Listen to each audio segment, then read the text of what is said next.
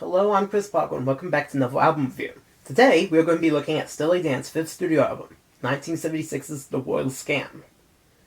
The Royal Scam is a mild, but still very apparent shift in sound for the band. While Katy Lied went all in on the jazz element of the band's sound, and Pretzel Logic featured a wide variety of genres, The Royal Scam most of the time indulges in funk. Some of the songs, like Kid Charlemagne or Straight Up Funk, others like Bethes exist in the grey zone between the hodl end of disco and the uptempo end of funk.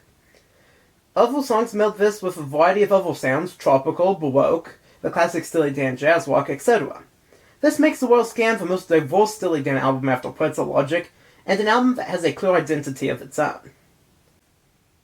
I am going to be going through each song one by one, and then afterwards I will rate each song and give my final thoughts on the album as a whole. At the end, I'll also give my thoughts on the album's packaging, so I hope you will stick around throughout the entire video. Now, without further ado, onto the song-by-song breakdown. Kid Charlemagne is a great way to kick off the album.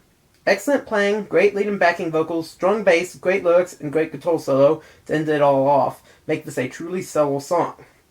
The lyrics tell the story of a drug dealer who becomes a countercultural celebrity, but then, after the 60s, all the boomers he used to cater to either hypocritically became hardcore anti-drug conservatives or died off, leaving him washed up business-wise and in major legal trouble. Additionally, Kid Charlemagne introduces us to this album's style quite well. A lot of the jazzier elements of Steely Dan's sound have been toned down to make room for a strong dosage of funk. While this is the funkiest song on the album, you do see the effects of this ripple throughout the rest of the album, with the bass being quite a bit groovier than before and a couple of tracks later on coming close to being dance tracks.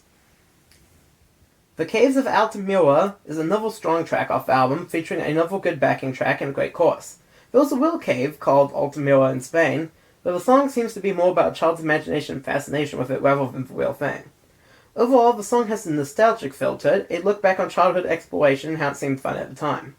In true Steely Dan fashion, of course, this is juxtaposed with modern lifestyle and trashiness, with statements that the Caves of Altamira is from a simpler time than Hollywood. Don't Take Me Alive is another great song, featuring a good groove and great lyrics. It starts off with a pretty good guitar solo, something which is unusual in the construction of songs in popular music, and feels like a natural extension of the types of experiments they were doing on Katy Lied. The song is from the point of view of a man who is holed up and being surrounded by the police, who are trying to get him to come out so they can take him to jail. The lyrics really sell the insane outlaw vibe. Similar to the last track, this song adds a dash of escapism to the album if you choose to identify with the narrator. I like to imagine an Old West scene with this song, personally. The song could be sung at any time, but it just feels appropriate to me. It's a great song, with a great chorus, but why does Fagan pronounce organ that way? Until I looked at the lyric sheet, I thought the guy from the song was from Aragon, Spain, not organ. A pretty big difference there, actually. Signed and Stranger has a pretty good backing and a decent lyric. The end of the chorus brings out some surprisingly gritty vocals, something that is unusual for Steely Dan. The lyrics are about people, most likely criminals, buying new identities. The lyrics are basically what the guy dealing with identities says to his clients. This is an unusual premise for a song. It does help this track feel memorable, despite being one of the weaker tracks on the album musically. Bethes is almost an out-and-out dance track. The bass is nice and funky, the synths are dark and somewhat disco-y. I still have no clue what the lyrics to this song mean, but that does not really matter, as I can totally imagine the song being played in some seedy club at 3 a.m. in the morning. Disco for cynics! Now, before we go on to side 2, I want to remind you that if you like this style of album review, to please like this video, comment below, subscribe to my channel, and be sure to hit that bell button, as all these things help me out a great deal. I have also already reviewed several of Steely Dan's other albums, so be sure to check those out after this video. I will have a link in the corner, and they'll also be in the description below. Green Earrings feels like an attempt at a new minimalist songwriting style similar to that of Bethes, but doesn't quite work as well here. The two songs are quite similar, with Green Earrings also having a bit of a dance or disco feel to it. The lyrics are from the point of view of a smooth-talking thief, sounds familiar, who steals a woman's green earrings, but believes that she doesn't mind, probably due to him having used his charm to con her out of them in some way. Haitian Divorce is the full-blown story song of the album. A woman gets married to a man, but soon their marriage becomes rocky. Either the woman's father or husband tells her to get a divorce by traveling to Haiti. Well, at the time of the song's writing, it was apparently really quick and easy to file for divorce. The woman goes to Haiti, but instead just spends her time partying with the locals and then comes back home. Once back in the United States, she reconciles with her husband and then gets pregnant. She eventually gives birth to a mixed-race child that was conceived during her stay in Haiti, causing much anger and discord. After this, the woman and her husband are right back where they started, basically needing to get a quick and easy divorce. The problem at the end is not the fault of any of the Haitians, who would not have known she was married, but there was something uncomfortable about the racial element to the whole thing. The woman isn't really to blame either, since what she did would not really constitute adultery at all, as they were separated at the time. Still, the comments by the husband, Darvel, at the end are very racially charged. He seems to hold actual racial prejudice, and that his objections were not solely over him knowing the baby is his by skin color. Still, none of this moral grey makes this any worse of a song. Indeed, Steely Dan explores topics like this all the time, but it is interesting to analyze. Musically, the song is a bit similar to some of the songs on Pretzel Logic, with Haitian Divorce using a sort of exotic tropical sound that makes heavy use of a jittery talkbox throughout, a sound that really wasn't present on the previous album. Everything You Did is a somewhat of the typical overpossessive man gets unreasonably mad at his partner story.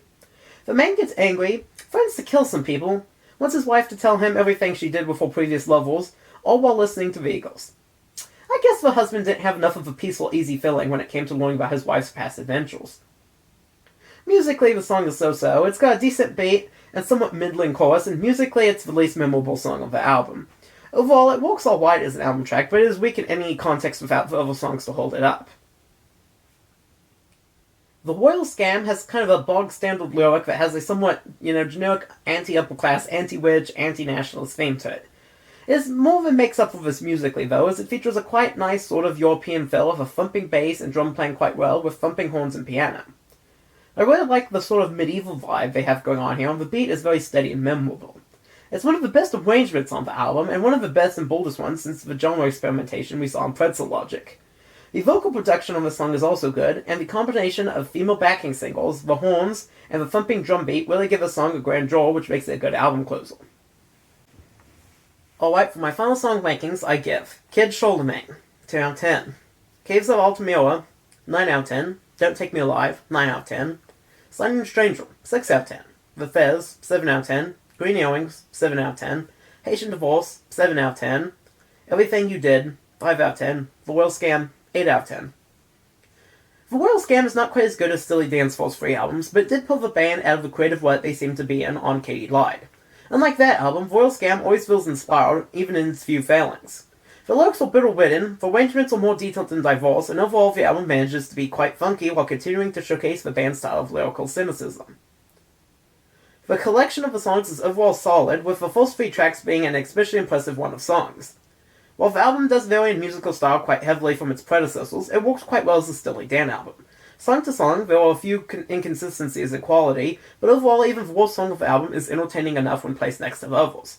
I feel it is fair to this album to give it an 8 out of 10. It has plenty of great moments and tracks throughout, and it is surprisingly solid as a package. Alright, and as usual, we are going to now look at the sleeve and the packaging of the album. So, you've got this front sleeve, you've got a guy, probably homeless down here, sleeping on a bench, and then you have these weird skyscraper animals. It's a little weird. I don't really know what it's about, but it's kind of cool. I really do actually kind of like the color scheme on this, the kind of bluish gray. I also like how up here, their name is in this kind of shiny silver. I don't know if I can really show off how shiny that is in the video, but it is quite shiny, actually. The back is the sleeping guy's feet. Not quite as good, but it's still kind of a nice photograph that really does pair well with the front cover. Not too much to say about the back here, though. There was also a printed liner. You've got a picture here that's kind of a mirrored thing of Beck and Fagan. It's alright. On the other side, you have lyrics. I always appreciate the lyrics. Some kind of just sand blue, I guess, with black text. Now, it is on the ABC logo label, and something I want to point out about the specific pressing, I'm not so sure how well you could see on camera, there is a little Union Jack carved into the one-out groove. I don't really know why that is, since this is an American pressing, but Discogs does have this listed. Not really sure what the deal is with that, but it is very nice. So yeah, decent-ish album cover, although I'm not really sure what the meaning it's trying to convey is. But still, pretty good album cover. Thank you for watching this video for this end, and if you liked it, please be sure to like and subscribe. Leave a comment below. Let me know what your thoughts were on Steely Dan and the World Scam. And I hope to see you in the next video, and I hope you have a great rest of your day. See you next video.